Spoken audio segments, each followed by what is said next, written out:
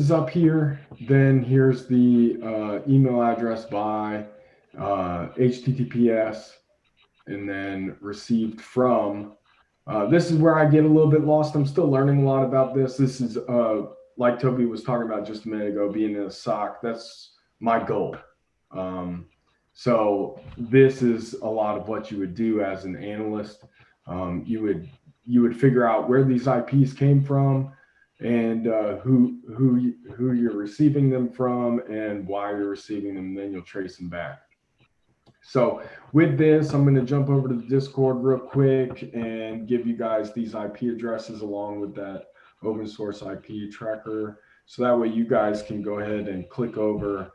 I'm not giving any crazy phishing links, so don't worry. But where do you want me to put it, Toby? Under questions? Let's put it under Cyber Thursday. So everybody. Thursday. All right, so here. And if I don't remember, what Shane is, he's given us more. In my echo. All right, he's given us more insight into a phishing attack. All right, it was Colin who first brought it up, phishing attacks, and this is when we're using we're sending malware through your email, right? A persuasive email to try to get you to click on it. So he's given us a good insight into a real phishing campaign that he was dealing with. So go ahead, Shane. So then here are these IPv6 addresses. You can look these up, and then here's the cipher. It's a TLS, and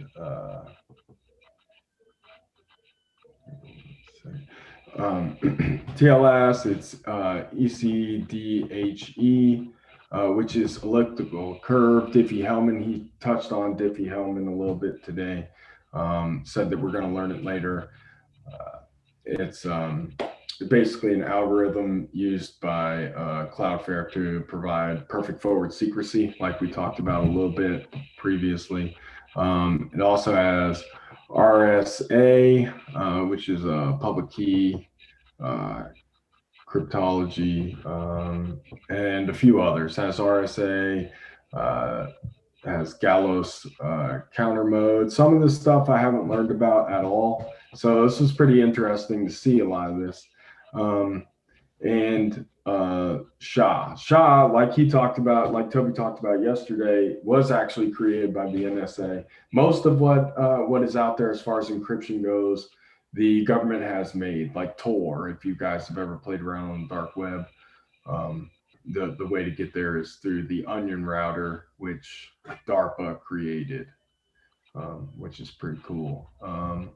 So here are these addresses. If you go ahead and use that website and pump in these addresses, these IP addresses, IPv6 and IPv4, you'll be able to see where it came from, which with the Sweden email address, none of this stuff should be coming from Washington State.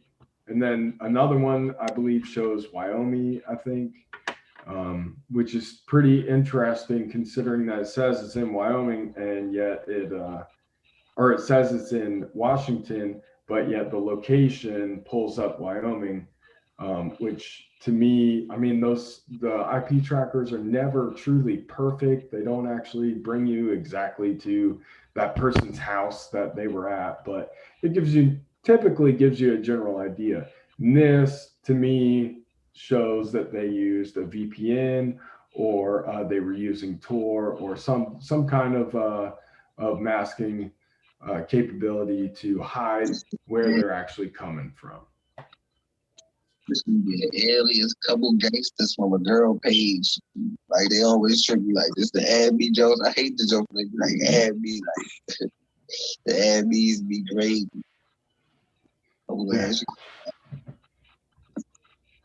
Somebody said ad me little Trey Wayne fucking with you. All right, so this right here is dope. Before we move on, I want to point out some or quit some folks real quick. This is great, Shane. I didn't know it was this detailed when you emailed me about it. So if I highlight this right here, what encryption algorithm are they using? RSA? Hey, you're close. You're close. With what? With what? RSA with what? You're on. AE AES 256. 256. How many? What's the key size? The bit key size? 256. 256. Yes. Yo, Shane, this is dope, man. Let me see. Hold on, let me turn this off real quick. Where's my thingamabob at? I don't think I can. All right, but this is dope right here. What else do I see? Dang, we didn't get into networking protocols. So we talked about hashes. Shane already talked about that with the SHA-256. I actually want to bring this up again after we get through networking protocols. Oh, here's something right there. We talked about host names, fully qualified domain names, all that good stuff, right? So this right here, if I circle this, what is the host name in this FQDN? Prod? You said 5? Prod? PROD? Almost. One before that. Outlook.com. So Outlook.com would be the domain. Our domain. There you go, JJ. JJ sent me the answer in a private message. Oh, JJ's in here too. So it would be the Name PRD 20? There you go. That would be the host name here. And then the fully qualified domain name would be everything. Hey, Shane, this is dope, man. This is pretty dope. Hopefully nobody fell for this.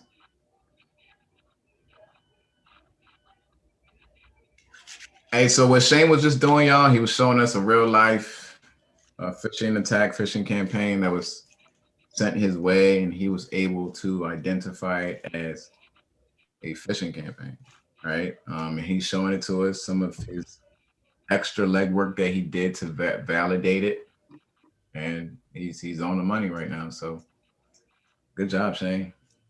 Thank you. Quick question. Where did you find the message details? Like, where do you find that?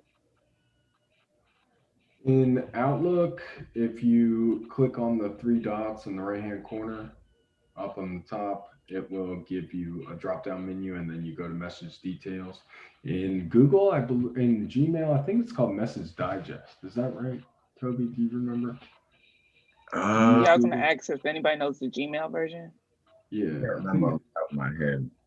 I think that's what it's called. Everyone uses their own name because that's what they choose to do, but they're all in there. And then it'll give you everything. It'll give you the whole list. I wasn't able to screenshot the entire page. It wouldn't let me expand it, but everyone has it. They all have this. So you can always look and see where somebody's emailing you from as a general rule, because most people who are not in the computers do not know to hide anywhere that they're coming from. So they're not using the VPN, they're not using an onion router. So you can, like, before I was trying to buy some things online from some guy on Craigslist, and he told me that he would sell it to me. And then I went and I researched, I did my legwork just like this, and I looked at where his IP address was coming from to make sure that he was actually where he said he was. And it turned out that he was. He just didn't want to sell me anything. He wanted to take my money. But yeah, so it's cool stuff that you can learn to combat a lot of different things, especially if you're working in a SOC. You'll be doing this all the time. Yeah. Hey, if you all have any more use case scenarios like this, please let me know. Let's bring it up so we can do the same thing. I really appreciate this one right here. Let's see. JJ, before we jump into Cyber Thursday, I would like to give JJ the floor to just talk about a few things. You know what? I'll keep my mouth closed. You do your thing, JJ. Ah, man. Well, sorry to interrupt, your class. The class just end? Yeah, we're on Cyber Thursday now. I decided to keep it on this Zoom. Word. Well, good luck to all of y'all. Sounds like y'all on it. Toby Where just, you at? Where you at? huh? Uh, Hey, yeah, y'all do me a favor and mute your mics for me. We're not trying to have people interrupting over and over. um, yeah, Toby just asked me to come through and, you know, uh, I don't know, give y'all some words of encouragement. I was in the November 9 class. So I just took the test. This was last week, maybe 2 weeks ago. I passed it. I come from a communications and then construction field. So I knew nothing about IT before this, besides what I just know how to work Microsoft Office. But other than that, I didn't really know how to do anything else. So you know, I'm actually in Cyber Thursdays because I wanted to continue to sharpen my skills, make sure that I know what I'm doing. But this course definitely works. The program works. Um, stick with it, study hard, and you can definitely get it. I'm Security Plus certified now. Feels good to know that I can learn something new, and all I had to do was apply myself. And Toby's gonna help you. We got all the resources, and he's building a brand that we get to be on the front lines of. So I'm trying to use all the resources. So once again, bro, thank you so much. Thank you, Toby. Man. And let me add a little bit more to that. JJ was, like he said, he came from a background where he didn't know much about security, and throughout the course, he was doubting himself. But I'm gonna tell you this: if you're not ready for the exam, I'm gonna tell you you're not ready for the exam. I will tell you. I have told people. I told them to study more, and I told them when to take it, and they passed it too. JJ didn't think he was ready for the exam. All right, using extra practice resources like you all were, right? The quizzes and classes. He kept bombing those. He was getting them wrong and he was holding himself down and he was upset. But I told him, hey, that stuff, it's intentionally harder for a reason, right? It's there to help you think, it's there to help you organize your thoughts, it's there to help Right. you study harder. Right. So, I mean, I guess if I could say a word on that, um, I never really did well on the test the first time through, um, and I would take them and I would get like a 50 or a 60, And and he's talking about the practice test, show, not that. yeah, the practice test on CompTIA Learning. Like I would take it and get like a 50 or a 60, and come back to class like, man, I'm just not getting it. But I would know what I'm talking about in class. So just definitely drill it. But if by the end of the class you get to something that you'll know what it is that you don't know. And sometimes you might feel like it's you don't know none of it, but make some flashcards. That's what I did. Make some flashcards, and then you'll see how much you know when somebody just flashes a description or something at you, and you're like, oh, that's this. And it's also a good confidence booster. But I'm here to learn still, so. My man. Hey, JJ, congratulations. And don't forget, next week, we're going to be doing that group session, get you ready for the meetup with the recruiter at Deloitte. Right. So we can get you in there. Right. So here on time. The guy who's going to help us, he's actually one of our former students who is working with Deloitte now. So he knows exactly how to prepare you for that interview. Okay, but I applied for that on my own too, so. Okay. Well, that's what's up. Get it. Yeah. Let's get it. All right, y'all. So welcome to Cyber Thursday. Welcome, welcome, welcome. Let's get it on and popping. We have Dami here who's going to run through one of the labs for us. JJ, it's not the same labs. Well, it's really identical, but it's not named the same. So it's going to be a different name on your 501 Okay. lab environments. And JJ, he's not in the class anymore. He still has access to these labs for another 8 months or so. They getting 601? Yeah, and it's similar, man. They just break them down. Yours are pretty long. They break the 601s down into smaller sections. Okay. So Dami, whenever you're ready, I'm gonna stop sharing my screen. I just wanted to show off the logo, and I'm gonna let you do your thing, man. All right, that's cool. I'm about to share my screen now. All right. So today we're gonna be working on the Wireshark and the TCPDump. So these two tools, they're basically used to capture network traffic, and then we can use the tools to interpret, what's going on. Wireshark has like its own like software being used, and unlike TCPDump, which uses like a command line. And as we go through the lab, you see how we're gonna use them. All right, so first we're gonna get into our Kali Linux login.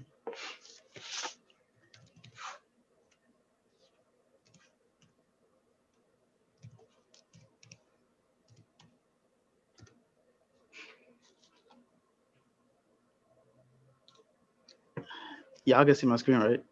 Yep. All right, cool. All right, so now we're about to click on the Wireshark application.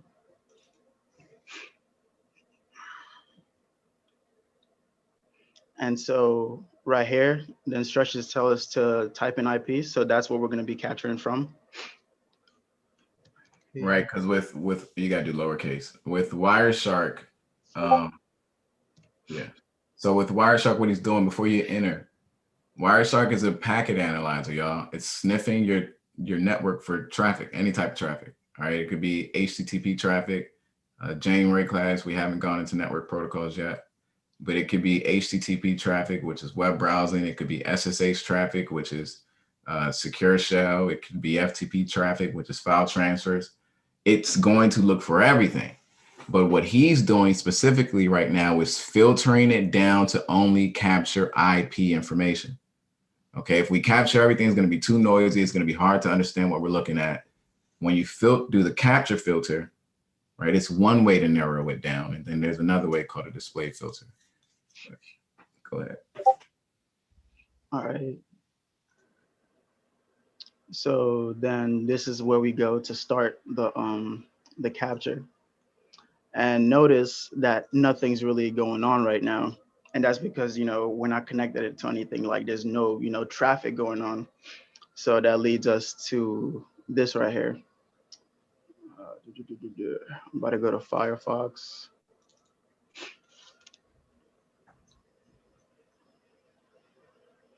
Now we're about to go to this website right here.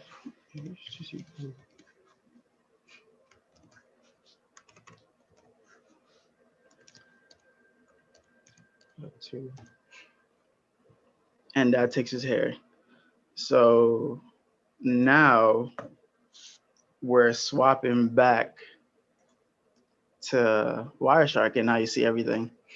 And that's just from us connecting to that website. All right, so now we stop the capture.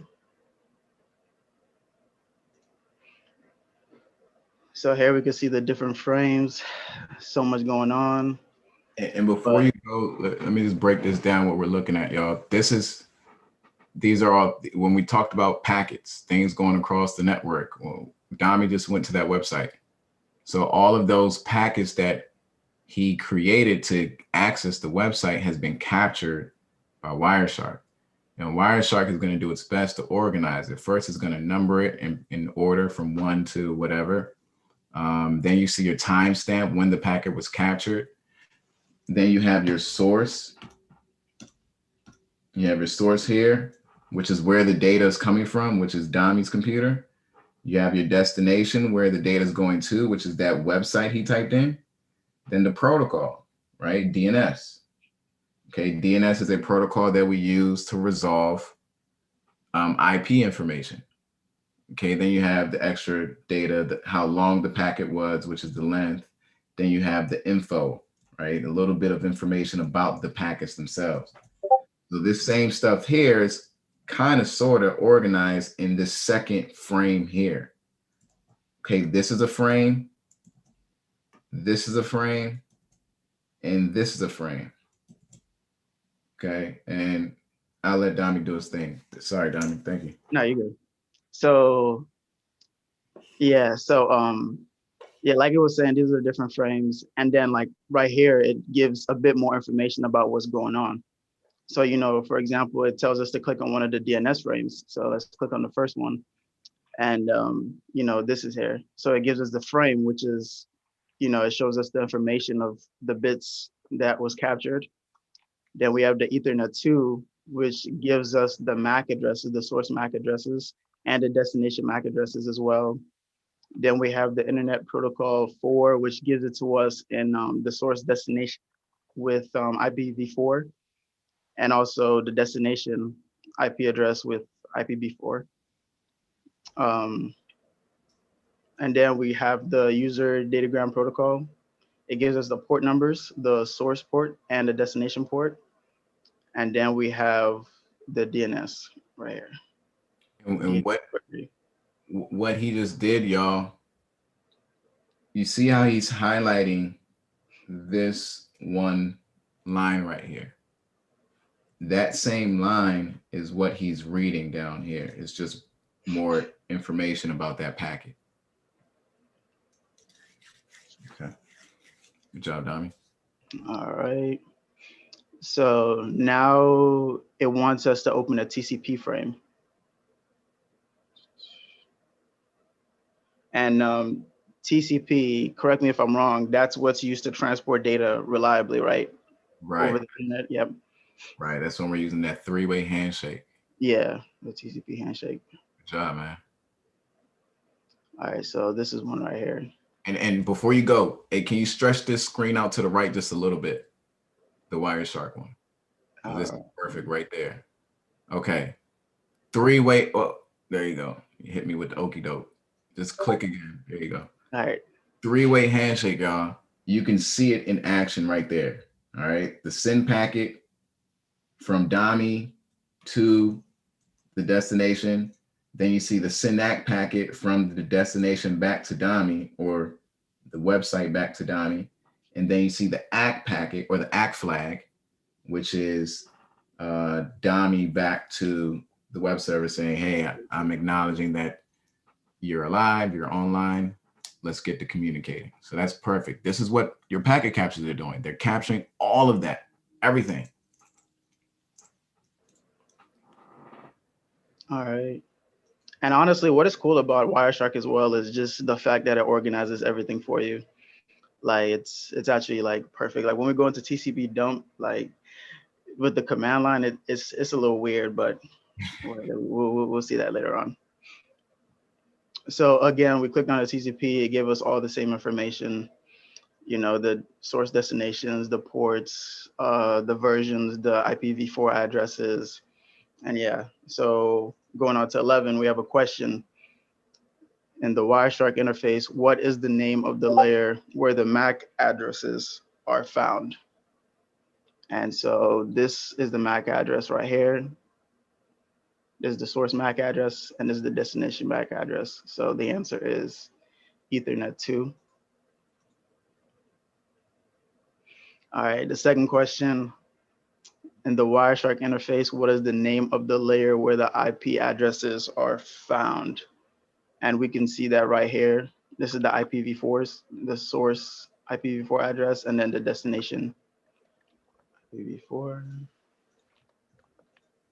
I'll click this one. Yeah. And then the last question is, in the Wireshark interface, what is the name of the layer where the source and destination port numbers are found? And it says it right here, source port, and then the destination port, port 80. So yeah, that was like a quick, rundown of like Wireshark and, the things that you can find on it. So we finished with that. Good job, man. And Wireshark, like Dami said, it is a lot prettier than TCPDump. Now, I prefer TCPDump. Crazy. The only reason I prefer TCPDump, and I challenge you to get better with it, because as a pen tester, as a red teamer, when you're compromising systems, you don't have access. Well, more than likely, you won't have access to this graphical user interface that we're using right now. What we're looking at is a graphical user interface. We can interact with it. Wireshark is pretty. It's a graphical user interface, a GUI. Okay, graphical user interface. Most of the time, you're gonna get access to the system through a backdoor. Okay, so you won't be able to use Wireshark. You'll be able to use TCPDump to capture the traffic. And then you could later send that traffic in a file called a PCAP file back to yourself and open it up in Wireshark. And one more thing, I can't remember who asked, I think it was Easy. And when you asked about certificate authorities and how do you create them or set them up, and I told you it's literally the check of a button. Well, this is where you would check that button. If you go to tools, and you don't have to do it now, Dami, but if you go to tools right there, you would just, well, you can't right now anyway, you got to install it first, but you would install it here under Server Manager. This is where you would turn this server into a certificate authority. All right, cool. So yeah, like you said earlier, we're going to be using TCPDump. It's also a protocol analyzer and also capture packets, very similar to Wireshark. But the only difference, as you're going to see, is we're going to be using the command line terminal. So right here, we're going to be using the server manager, and that's what we really use to manage the tools that are installed on the server. Like I'm gonna click here, and like these are all the tools. Okay. So we're going to be using the IIS manager. In IIS, this is a tool that we use to set up a web server. All right, so that website Dami went to was sitting on this web server here that has the IIS application on it. There are different applications out there. Okay, IIS is common, but it's just one. So what Dami's actually doing is setting up looks like he's setting up his server to accept credentials. Yep. So right here, right? Step 4 is telling us to we're gonna disable anonymous authentication. And anonymous authentication it basically allows anonymous people to authenticate into our server. And we don't want that, because the wrong people could get in easily. Right, just like he did. He went to the website and he had access. It didn't ask him for username and password. He just had access immediately. Yeah. But now on the flip side, we're going to enable basic authentication. So now it will literally ask for the credentials.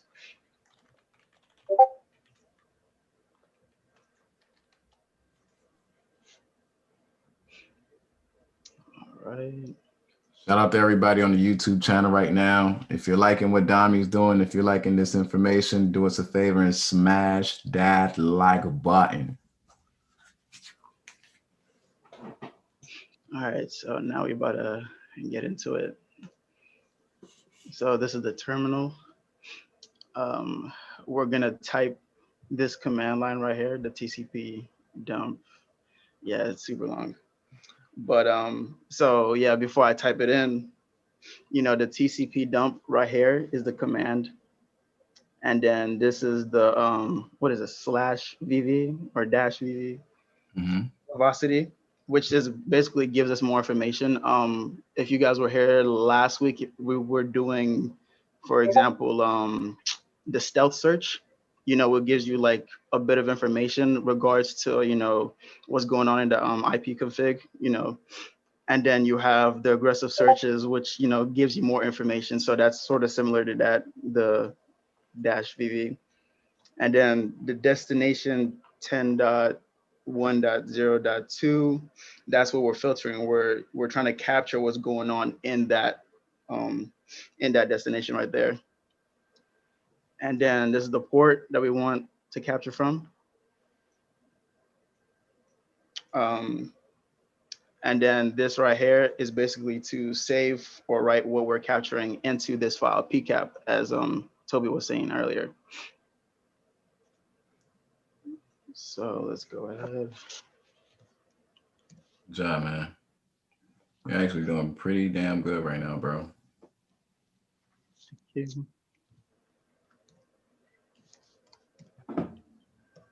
And you all, just so you don't get confused, you see port www, that's also synonymous for port 80.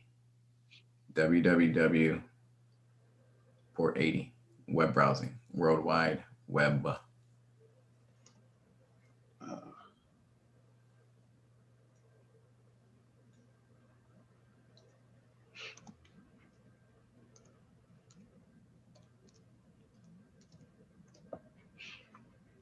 So would that be different if or would that not apply if it was port 443? No, it might. Yeah, actually, let me not say that. I haven't tested that out. I haven't tested that out. I wouldn't be surprised if it does include it because it's both over the web. So it might be 443 and 80. I'll search it in a second. Okay. Good question, man. All right. So just if you guys remember when we're going over Wireshark at first as well, this is literally the same command as when we literally started, when we hit the start button on Wireshark. You know, there was nothing going on because, you know, there's no traffic. You know, I'm not, you know, connected to anything. So now again, we're going to go to Firefox and connect to that website.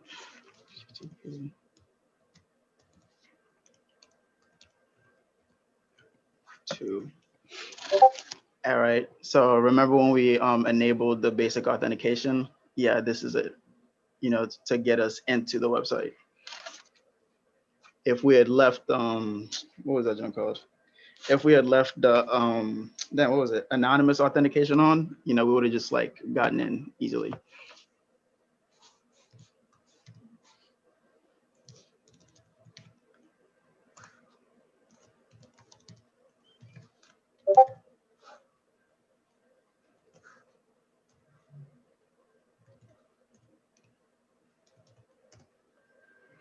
All right, we're in. Now we're switching back to terminal. Yep, you see, Control C. Control C stops it. Now we're about to switch back to Wireshark. We're gonna upload it there because it makes it a million times easier to read.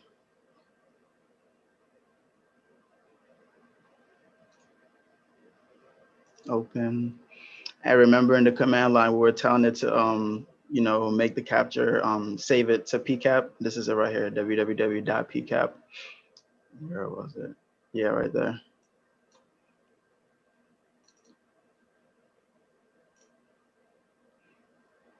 So this is everything that was just recently captured.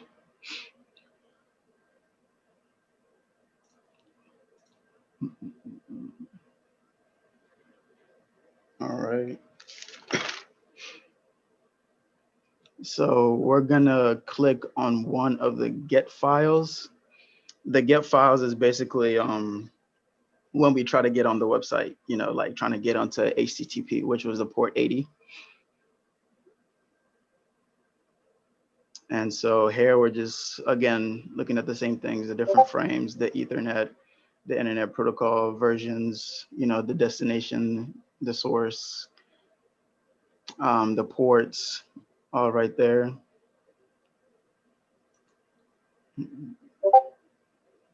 And so now, with this being a sniffer, we're able, if let's say I was like I don't know, like a hacker or something, I can use the sniffer to sort of like steal credentials. And, that's what I'm about to show you. I think it should be here. Let me try another get one.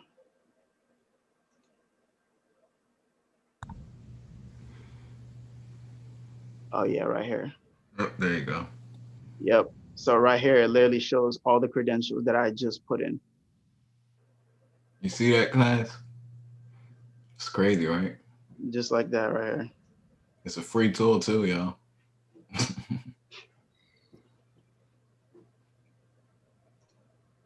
So this is how you can find people's like username and passwords If for like any website you go to. if You're on the network. encrypted, and if you're on the network, yes, you got to be on the network. Remember, Wait, say it again. If I'm go ahead. I'm sorry. yeah, the middleman. Yeah. So right. So you said it that like kind of like a middleman attack that you would have to be on the network to obtain that. So let's say if I'm on the network, the same network that you're on, I can basically do this same breakdown and find your password or whatever to any of the websites that you've been going to that requires credentials. If it's not encrypted, yes. If it's encrypted, I wouldn't be able to read it at all. Yeah. Like all of this. Right. And then Dami, if you don't, yeah, you can go to the next one. We'll do the next one. Go to the next one. Let me see. All right. Actually, we'll leave it because this is the same thing right here. I don't want to be redundant. It's just a different protocol that we're intercepting now. Well, actually, you know what? This will answer Toyosi's question. Yeah, because it has the SSH, and like you said, it encrypts it, so you're not, able to read it. Yeah. And that's what this lab is about right here. Should I go ahead and do it still, or? Yeah, let's do it because All right. we all had the same question that Toyosi had on YouTube. Okay. This is the power of the packet captures, y'all. Power of the packet captures. And port SSH. Substitute.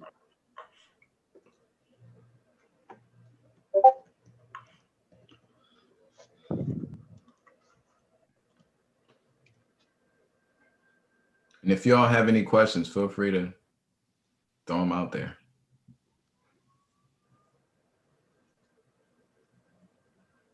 So what Dami's doing now, he's doing the same packet capture. All right, but this time he's switching the protocol he's capturing. He's not capturing web traffic anymore. He's capturing SSH traffic, secure shell traffic over port 22. So do your thing, man, do your thing. All right. Now we're about to open the second one.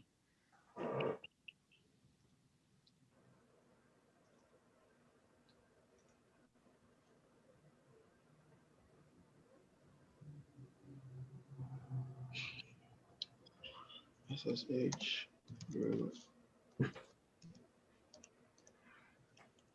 Now remember with the last lab, he had to start capturing or generating traffic, he had to go to the website, right? He had to go and generate that www or that port 80 traffic.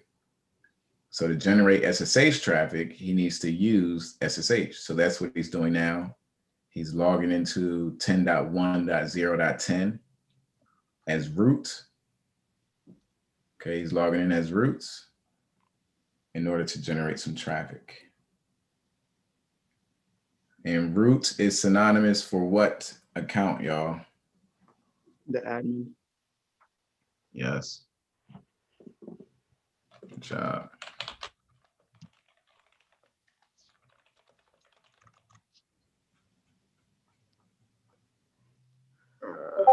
There's a question on YouTube. Does TCPDump work on Windows? There's actually a version for Windows called WinDump. It's the same thing, but it's compatible for Windows OS. And correct me if I'm wrong, right? The reason why it's not showing us like, you know, what I'm typing right now, and that's because of SSH, right? That's because Linux is better than Windows. It's on not just SSH, but any other.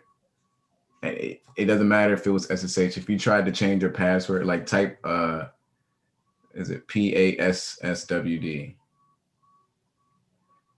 Well, not now, but if you tried to type in PASSWD, it would change your password. You won't be able to see it. This is one of the reasons why Linux is better than Windows.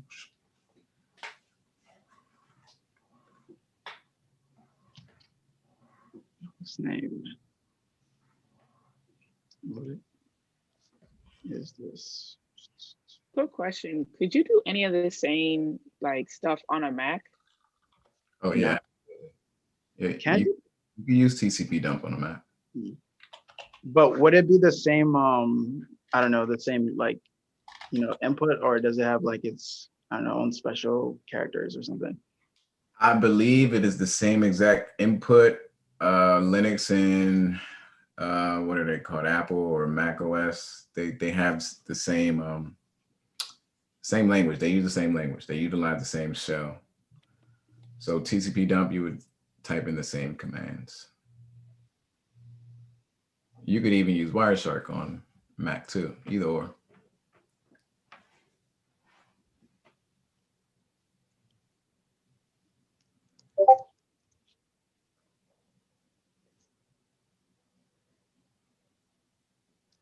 And could you set up a virtual machine on a Mac too? Yep. And you could use either VirtualBox, which is free. We have a video on how we use VirtualBox. We actually did it the same. We did it the easy way to set up VirtualBox. So if you wanted to set up a virtual machine, I showed you an easier route. And you can use VMware. You get a free trial. I prefer VMware over VirtualBox just because I can take snapshots on VMware. I don't think you can do snapshots on people. And snapshots is just saving your configurations for your VM so you can come back to it later just in case you downloaded malware or something. You could reset it to the last snapshot. Good question. Hey, Toby, for number 5 here, it's telling me to run the exit command. Which one is that? I don't think you need to do it anymore. It doesn't look like your SSH, right? Well, just type exit. All right. Yeah. All right, there you go. Simple.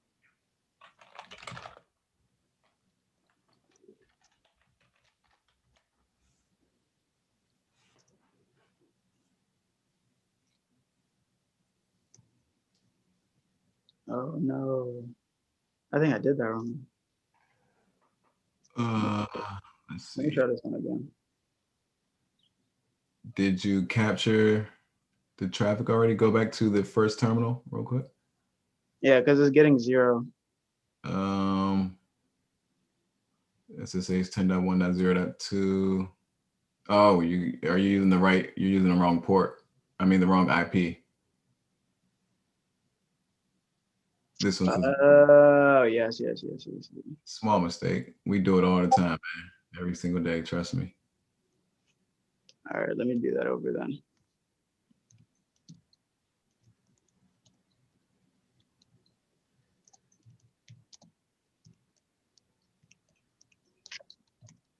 And y'all, just so you know, and I don't want you to use this, but a shortcut, if you want to type in your previous command, you would hit the up arrow on your keypad. But the reason I don't want you to use it is because you're not familiar with these commands yet. So try not to use any shortcuts. Type everything out just like Dami is.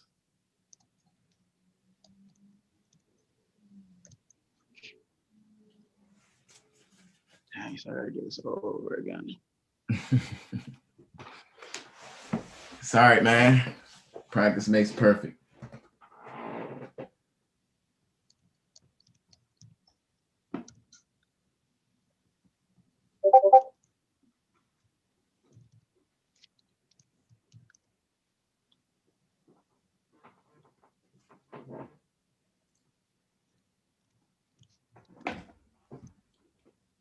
host name.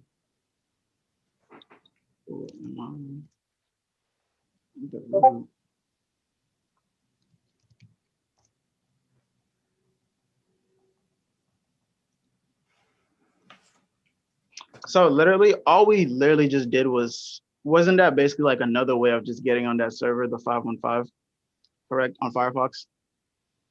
Yeah, if that's the same IP, yep. Yeah, it was the same IP. Okay, yeah. Yep, so this time instead of going through HTTP, we are using SSH to connect to the system. Yeah, that was basically that. And then once I did it right, this was the traffic that, was picked up. Mm-hmm. So again, we're about to bring it up to Wireshark. Close that out first, though. Which one? The 515? No, the terminal, the TCP dump session. Oh yeah, all right.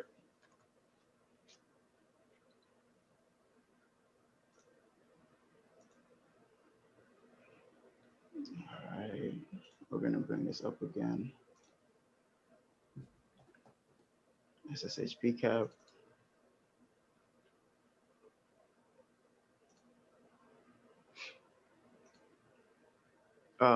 Again, same thing with everything, so we're gonna look for the get file again, because if you guys remembered in the previous one, it was showing us the credentials.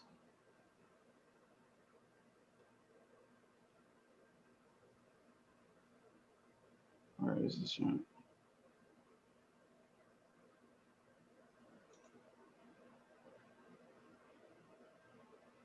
So do this. This is a shortcut right here. So we're not looking at the get file again, or a get file. No, because so get, that's for HTTP requests. A get is a HTTP request. So this is a shortcut, right? Right click any of those. You just right click that one, any of them. All right. And then go to follow TCP stream. Now this is the entire communication between you and that SSH server. And Toyosi, I don't know if you can read this, but I can't. If you did this, follow the TCP stream on the previous packet capture we collected on the HTTP traffic, you'd be able to read it, right? So if you scroll down, all that stuff right there is just the encryption being used. So this is the message right here. This is you logging into the computer, all right here, it's encrypted. Scroll down just a little bit. Right here, all this, and keep scrolling. Yeah, all of this. Yeah, that's as far as I can go. Right. Entire conversation. Yeah. This is you logging in because you didn't request any files or anything. You just logged in. This is you, the client, logging into that SSH server. It's your username is in here, your password is in here, but guess what? We encrypted it. Encrypted. Right. Right. It's encrypted. And it's encrypted with the key, or it could be it's encrypted with the key or a passphrase, whatever you use. I think you use the password, something. Yeah. So if I bring back what we did before, right, with the other PCAP file that we didn't encrypt, and I did exactly what you just told me with the follow, the shortcut, it'll be different, right? You'd be able to see everything. You'd be able to read it because it's unencrypted.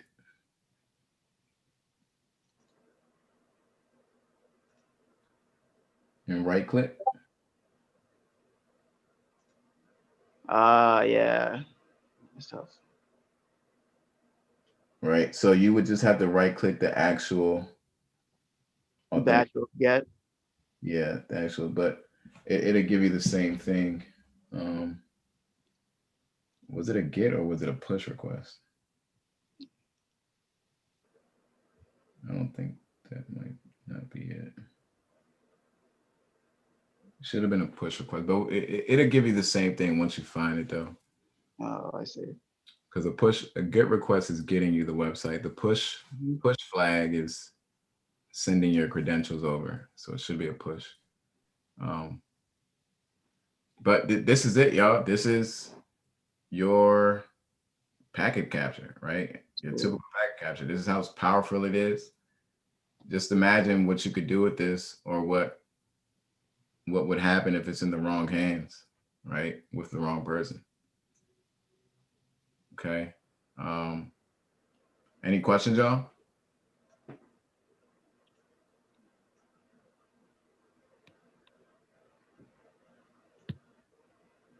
Hey, JJ, you all have this lab. I just can't remember the name. It's like the first 3. It's the first 4, first 5. But you all have this. I highly recommend to play around with it. Class 2, please play around with this. It's not difficult. It's a walkthrough lab. We even have, right, you have the instructions here, but even better, we have our own walkthroughs that we created for you, and we're giving you more details. Okay, we're telling you what's going on. Same thing that we're doing now on Cyber Thursday, the same thing Dami's doing. We've done it in our walkthrough. You just have to find that playlist. It's the CERT master playlist for this. All right, if you don't have access to the labs, I highly recommend you do. This is what recruiters, well, this is what not recruiters per se. I mean, they would like you to know these tools, but these are tools that you're using on the job, man. Wireshark, TCPDump, just analyzing these logs, being able to decipher what's going on in here, right? Selecting the right packet here. Practice with this. Class, we got the next 3 days off. I'll send you the homework assignment. They're just going to be labs. I want you all to practice with these labs over and over and over and over for muscle memory. Okay, it's just going to help you with the exam, and it's going to help you with interview practicing. It's going to help you prepare, be better prepared for on-the-job work. All right, so if there are any other questions, you all know how to hit me up. Can you give an instance where TCPDump is used? So the question is, can you give an instance where TCPDump is used on a home network? You can, I mean, you can use TCPDump for anything, right? It's not really a given situation. It's a preference. Do you prefer looking at Wireshark, or do you prefer looking at the command line?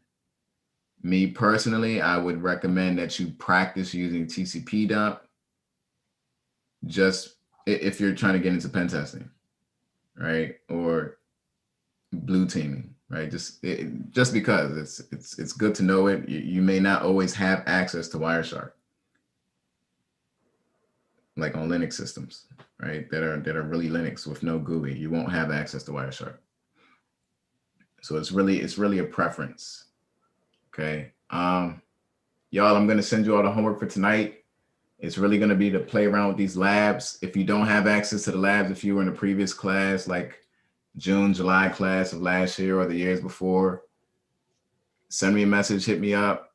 We can get you access to the labs.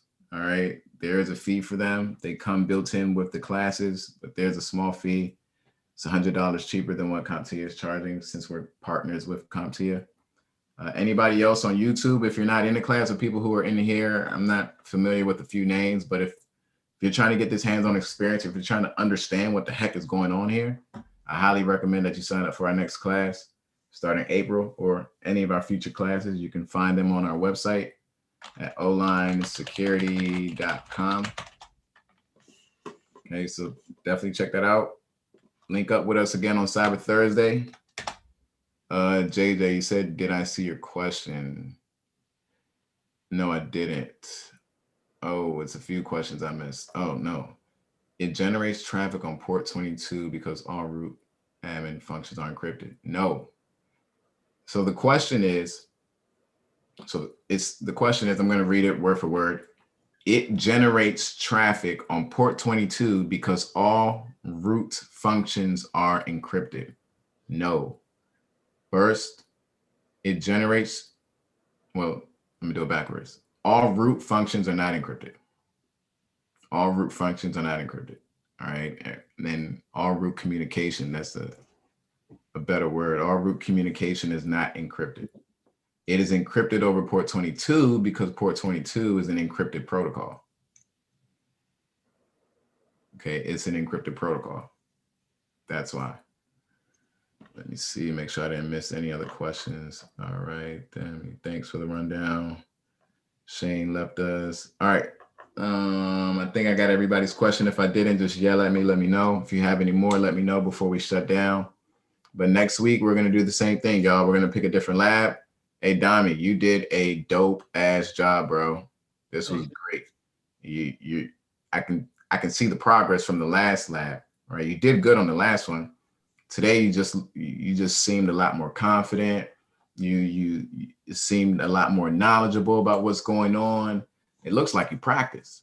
So keep doing that, man. This is only going to benefit you. Keep challenging yourself. I challenge you to do the same www packet capture and go and access an HTTPS website. Go to google.com. All right. And let me know, or let us know, because JJ's in the Discord.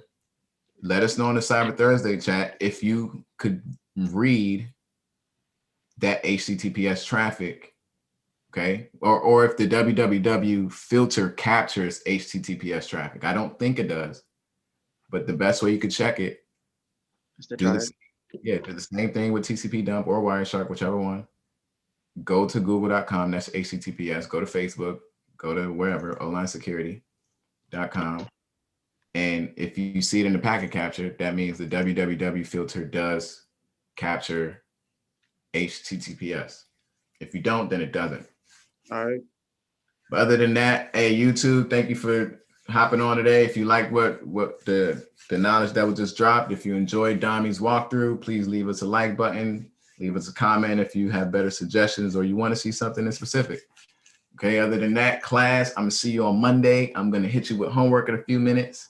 And I would love everyone to have a good weekend. Thank you, Dami. All right. Thank you. Good night, guys. Good night, everybody.